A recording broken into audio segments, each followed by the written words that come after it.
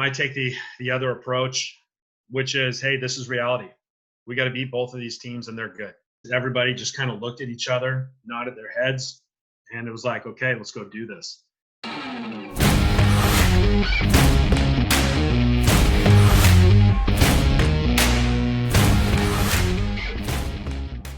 Hey guys, welcome back. You're joined with Adam Ellis, club director at NPJ, and Jason Corwin, head coach at Bushnell University. Jason, thanks for joining us today, buddy. Absolutely. Thank you for the opportunity. Yeah, of course. Hey, so tell us about this exciting new name change and what it represents. Yeah, the Northwest Christian University making a name change to Bushnell University. Bushnell is a founding member of the original college. I think it was a seminary college 125 years ago. And there's a couple of different factors involved in the name change. Number one, we share the Northwest in our name with a credit union in town or in the Northwest, and they share the same website except for .com versus .edu. It's caused a lot of confusion there. Northwest University in our own conference, we get their phone calls, they get ours. It happens a lot more than people would think. And so there's just some, and then you've got, Northwestern and other Northwest universities out there. And so just in terms of marketing, it was a smart move to be able to change to something that is more unique. The other aspect is they're pulling the name Christian out of the name, not because they're changing their mission or because they're changing who we are, but they felt like the name itself was limiting in terms of, what people understood we were offering in terms of curriculum. It's not just training for ministry.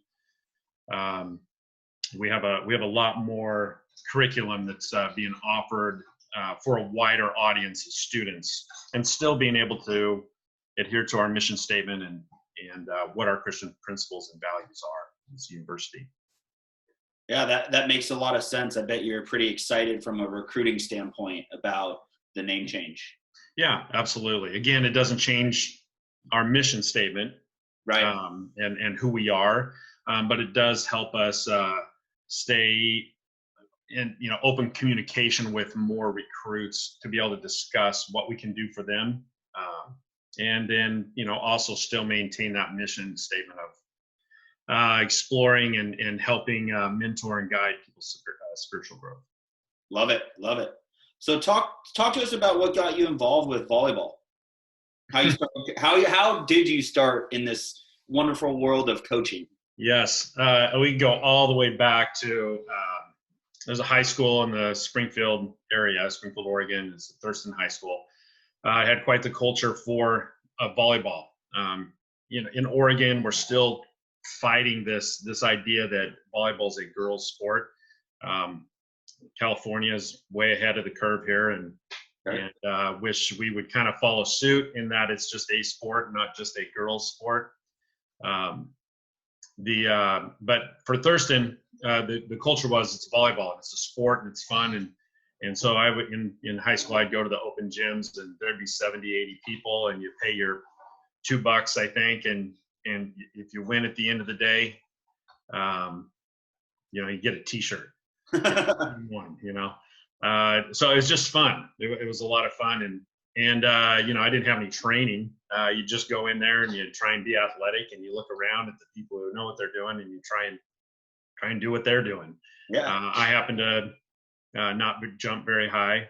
So I couldn't hang and bang with the rest of the guys. So I was a setter. So I learned how to move around on the court, and kind of put me in a leadership role. And so that's kind of where it started. When I got in the military, we had a volleyball team, had friends from Hawaii and California. And those they're playing basketball in the winter and playing volleyball in the spring. And so I started learning more about the game, not just being athletic, but if I'm going to be a setter, then moving from what location to the other, and there were rotations and spots on the floor, and setting an offense maybe degree. And so doing a little bit of travel and having a little bit of success there and learning from friends. And so when I got out of the military, my dad was the athletic director for a middle school in Salem. And I was going to Western Oregon at the time and I needed a job. And so he goes, I said I wanted to coach basketball because that's what I thought I was going to be good at. And he goes, well, I'll let you coach basketball if you coach this 7th grade B volleyball team. And we're talking Waldo Middle School for all the Salem folks that are listening to this. You know, they didn't know anything. Most of those kids on that team had never been on a team before. And so for me, it was perfect.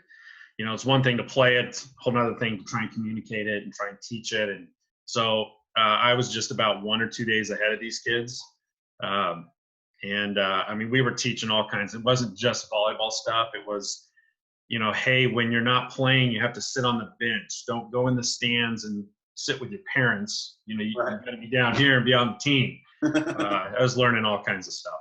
But that's where it started. That's kind of and then from there, I just got introduced to the right people, and I think I asked the right questions and pursued opportunities to continue to improve and get better. I've been very lucky on this journey of volleyball coaching. I also, just a side note, horrible basketball coach. I got to try it. Terrible. Horrible. Wasn't where you found your success as a coach, huh? No. Well, and I tried. I didn't try it once, twice. I mean, I tried multiple times to be a basketball coach, and I was just really bad at it. It's terrible. Well, the volleyball community is pretty lucky that you decided to stick with volleyball. Well, thank you. I feel pretty fortunate myself. Definitely. Hey, how much time do you spend watching film with your team, and what do you think the benefits are for watching film with your college team? Great question. I think it's absolutely critical that the kids watch themselves play. I'm in a little bit of a unique situation. I'm a part-time coach for college. I teach during the day. Okay. And so I don't have a lot of time. And so technology has advanced, number one, to be affordable, and then also to be user-friendly. And it's making the process of generating film for kids to watch a lot more efficient. And efficiency is the name of the game for me because it's all about time. And so the truth is I don't spend time watching film with the team. I would if I could, because I think it's a valuable tool. What I don't think is efficient, though, is popping in a CD or clicking the link to watch a whole game for 2 hours while we all sit in the room and we stop and rewind. And it's just not efficient. I don't think film we don't need to spend 2 hours watching film together. What we've found a lot of success with, we film our practices, we stat our practices. So, because not everybody plays on the weekend. Right. And so, you know, half the people in the room are, why am I here? You know, aside from I don't want to do what that person's doing because they're making a mistake. That would be the only value of it. So again, not efficient. So we film practices, we stat practices, and then we have our software links our stats with our video. And so now everybody gets an opportunity to watch themselves play. And so we train them on what they're watching for. And, you know, it takes 15 to 20 minutes. They can watch all the skills that they executed in practice on a next day. So they practice today, they are able to watch film tomorrow.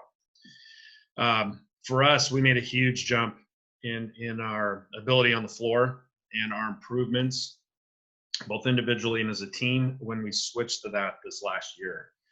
I did not have to watch the film with them, but I did watch the film. They watched the film independently. We were able to collaborate together to make sure that we were making some progress on improvements. Sounds like that was really efficient. That's great that you guys were able to do that. Yeah. The one thing I do watch film, usually on Sunday afternoons with my setter. Okay. So, and she's already watched film. And usually we're, you know, who we play last weekend, what do we need to do to get better? We have this criteria that we follow. And then who are we playing this next week and who did they just play, you know, and what's our game plan going forward? So it sets the tone for practice that week. And I think that was really efficient as well. Yeah, sounds like that's a great progression to lead you into what the next week is going to look like in practice. Yeah, definitely. Hey, so most of us know you really well as a club coach, and you've had a ton of success at the club and the collegiate level. But what would you think? What changes in your style from coaching college to club or club to college, if anything changes? To be honest, I kept trying to look for that. I mean, it's a good question, and I've been asking it this same way. When I first came to work for MPJ, I got a 13s team. It's the youngest group that I've coached, except for when I was all the way back to Waldo's 7th grade B team, right? And it was these 13-year-olds. And so thankfully I had a great assistant coach because I was limiting them. And I was like, no, we're not going to be able to do this. And no, we're not going to be able to talk about that. And this is a skill we're not going to be able to be good at. So let's not waste time on it. And I was in this really, to simplify it, here's a volleyball and here's how, well, this 13s team was really skilled. And my assistant coach, and for everybody listening, it was Courtney Schaefer. And she had these guys. She knew these guys. And so she was being really patient with me. Like, are you sure you don't want to let him do this? Are you sure you don't want to take a look at that? And I'm like, no, this.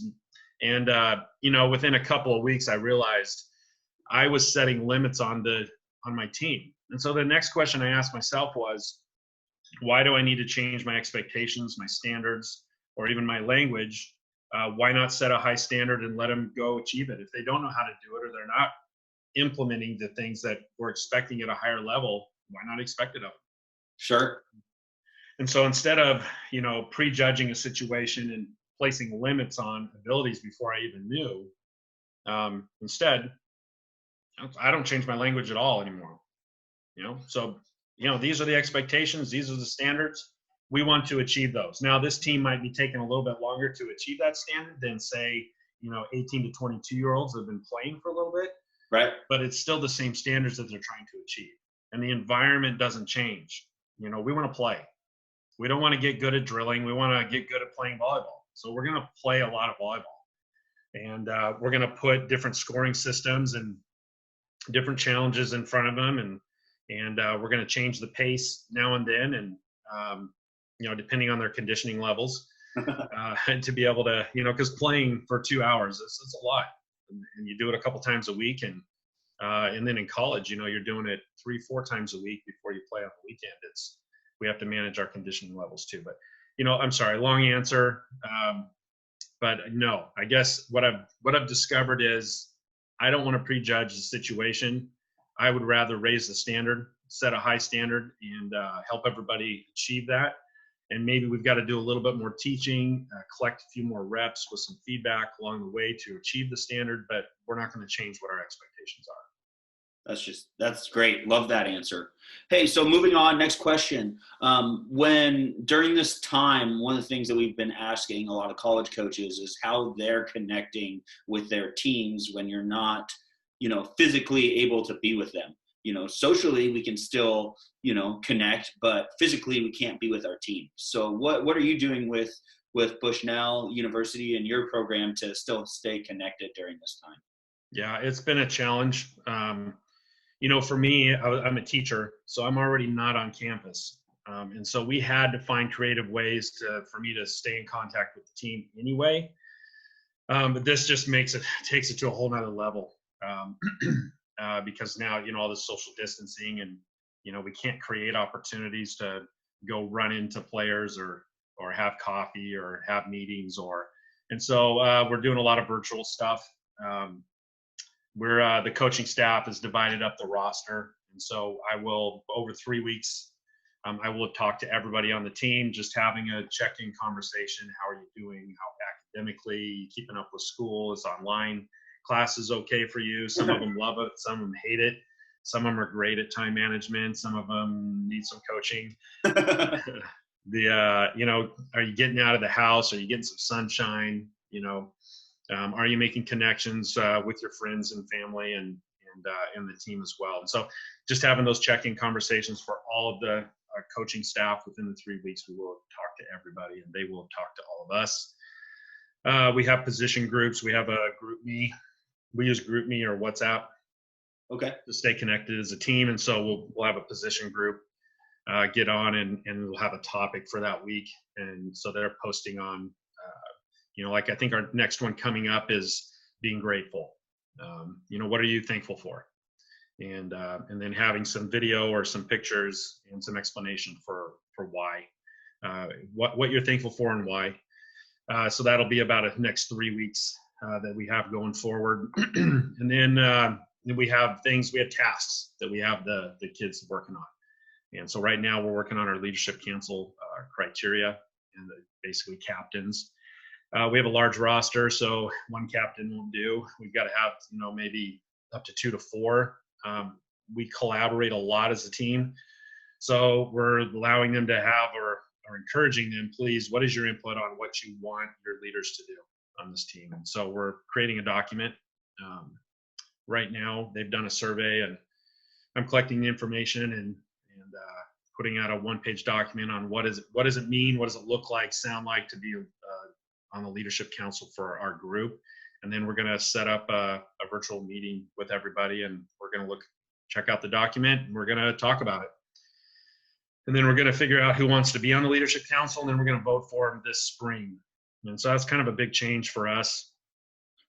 One of the things that this is a little bit of a side note, but one of the things we recognize that we ask our players, what are you going to do to get better in the off season? How are you going to improve? What new skills are you going to bring to the table this next fall? And coaches do the same thing.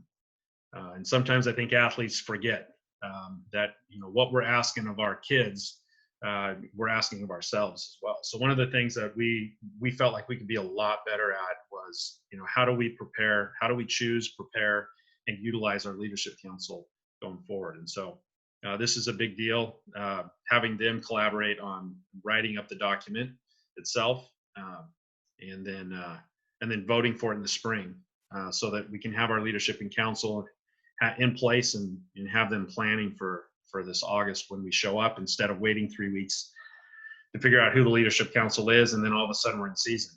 So we're kind of excited about that process. But that's another way for us to just have them working on something together. Sure. And then we're going to get on and just another opportunity to be in front of them, and not overwhelming them too much, but making sure that we're still staying connected as a team with these tasks that are coming up. That's great. Love how you guys are trying to stay connected. That's just awesome. Hey, so since you started coaching at Bushnell, what would you describe as your proudest coaching moment? That's a good question. We had some milestones this last year. Most wins in school history. We got to the final side for conference playoffs for the first time in school history. I think I would have to. I'm going to list 2. Okay. Okay. And one of them was a turning point in our season this last year.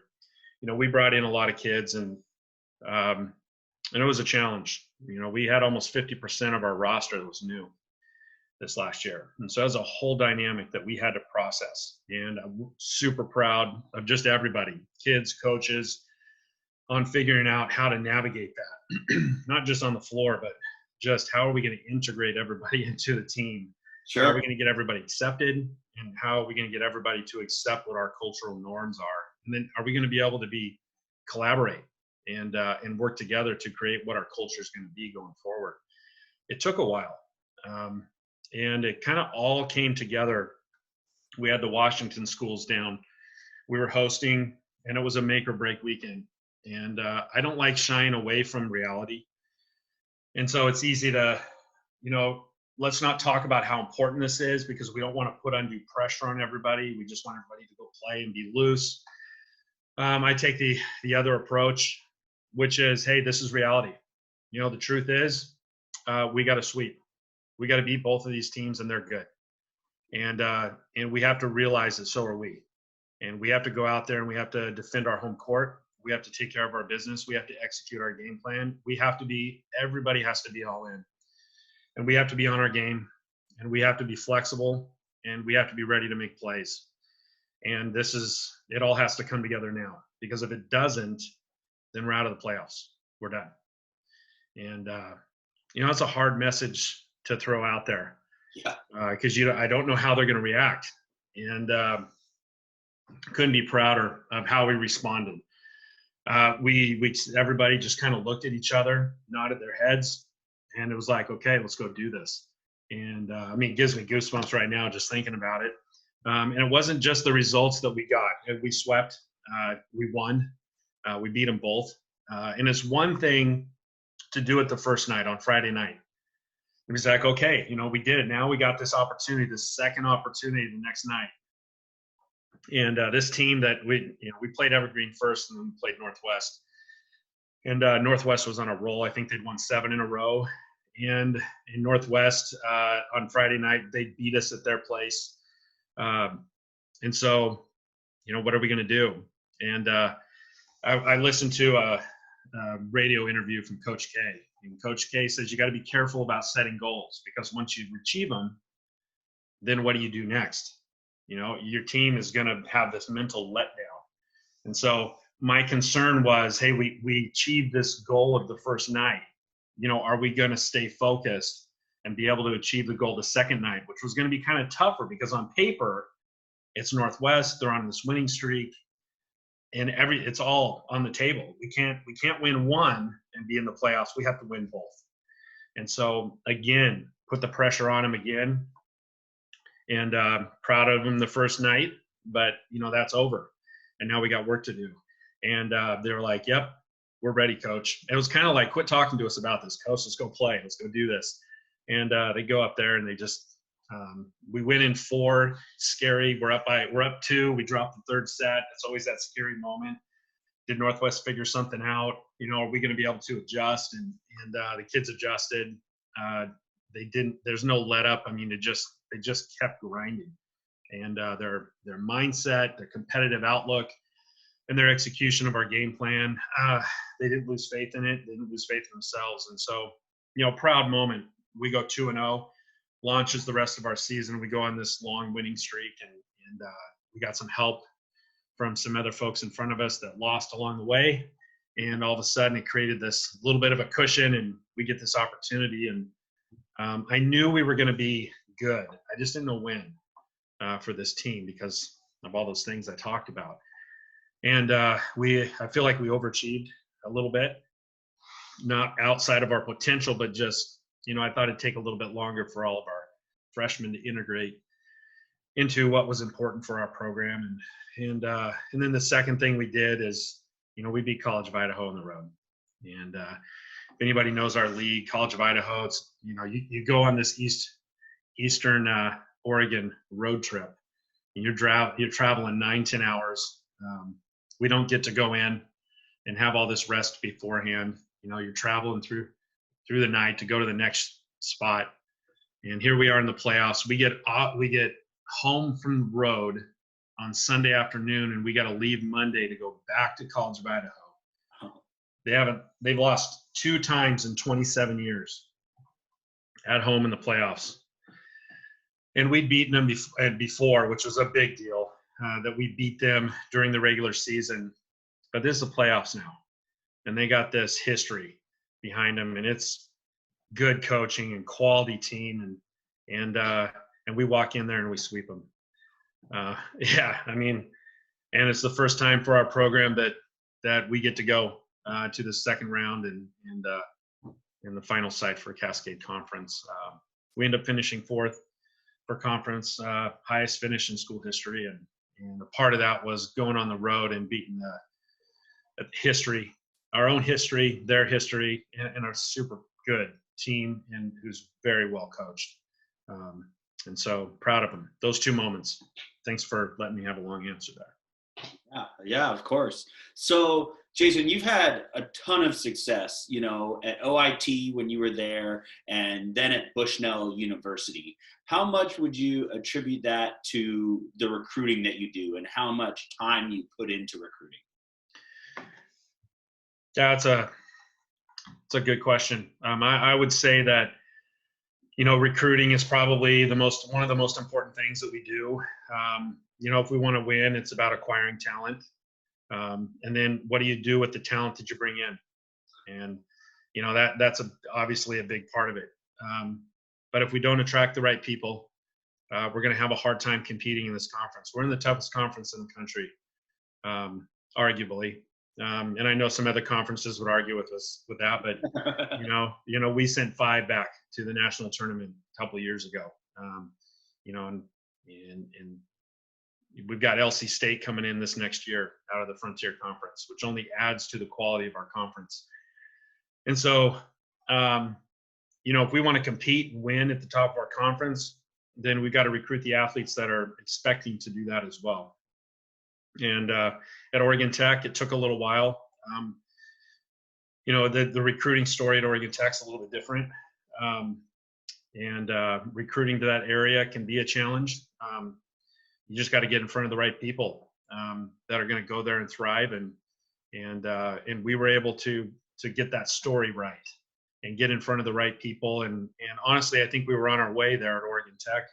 We've moved up from the bottom of conference when I took over to get up around mid-pack, and we were losing in 5 to the top of the conference, and we were right there. Incredibly frustrating, and but good. It was a good frustrating problem to have. Had to leave that team. My kids were back in the Valley, and I had an opportunity to come back and be with them. And it's kind of one of those regrets. Walking away from your volleyball family. And, Sure. And the way we recruit, the way I recruit is relationships and family based, and so it was very difficult to walk away from those guys because unfinished business. Thankfully, I got an opportunity to come back in the conference with Bushnell, and we're doing the same thing. The recruiting principles for me don't change. We want to recruit quality kids that want to compete, that expect to win, I think it's one of the most important things that I do as my responsibility as a coach is to not only bring in quality talent, but also bringing in quality people. Would you say that, because you've had so much success with your recruiting and with the players that you bring in, would you say that you only recruit off of like number 1 teams from a club, or do you recruit from multiple teams within a club? No, we're that's a good question. We're not. Yes, I mean you pay attention to stuff like that, but it goes back to that question we talked about, prejudging situations, and I learned that lesson the hard way when I first started recruiting and I was at Oregon Tech, and we got caught up in titles and labels. And we missed out on opportunities of quality kids that maybe the development was just going to take a little bit longer. And we missed out because we walked away from opportunities of kids that were still growing, that were still out there grinding and working hard. I mean, think about the kid that, maybe as they start out, the skill acquisition is tougher for them than another kid that it just comes naturally. And usually naturally means that they were probably in the backyard playing catch a little bit sooner, okay? Because I think talent is developed. Yes, I know there's exceptions to the rule, but for the most part, athleticism is developed. It's worked out. And some people start a little bit later than others. And so you miss out on those opportunities of those kids. Think about that kid that may be the exception to the rule that gets that talent, and it's easy for them. So how hard do they have to work to be better than the rest of the gym? They don't have to work very hard. So what kind of habits are they creating to be able to grind it out and get better when there's adversity? Yeah. Versus the kid that loves the sport, but the talent acquisition piece is just a little bit slower because they have to collect the reps and they're just grinding and they work hard. And they go to all the clinics and they're doing the private lessons and they're in the backyard passing the ball to themselves and hitting it up on the roof and having it come back down and spiking balls at the house and knocking windows. picture frames off the wall, driving their parents crazy, right? But think about the work ethic that they've developed.